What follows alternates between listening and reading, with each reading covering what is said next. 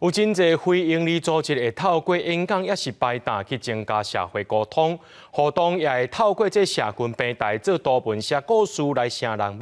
要安怎精准发动议题，背后需要运用数据来斗相共。所发布这一年来推动数位转型计划，帮助非营利组织安怎运用数据来增加民众公益教会意愿，也改善团队经营。今举办成果发表，互民间团体互相来学习。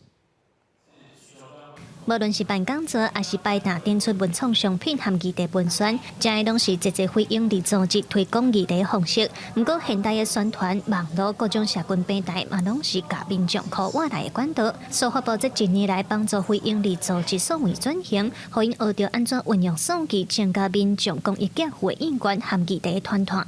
比方说，怎么样了解他的这个捐款人的轮廓，然后提升捐款人的这个粘着度。NGO、NPO 是我们重要的这个伙伴关系哈，我们一起能够协力的一起把这个能量提升上来。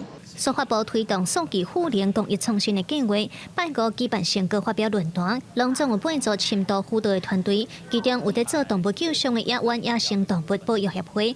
因讲虽然常常伫网络分享野生动物的故事，但是因过拢无分析过什么文章较有人看，较会增加民众教会意愿。透过所发布的辅导，因才开始了解安怎运用这数据。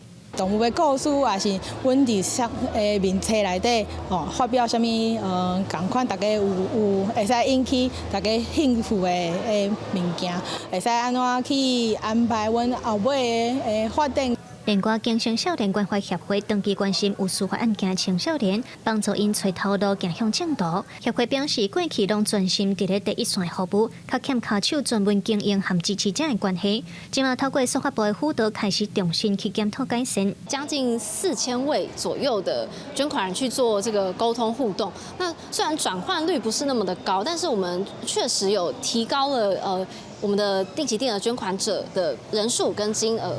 所发布表示，台湾的非营利组织上报5万多个团体，关心的议题非常多元，是帮助台湾继续进步的力量。这一年来，已经协助187个团体数据创新转型。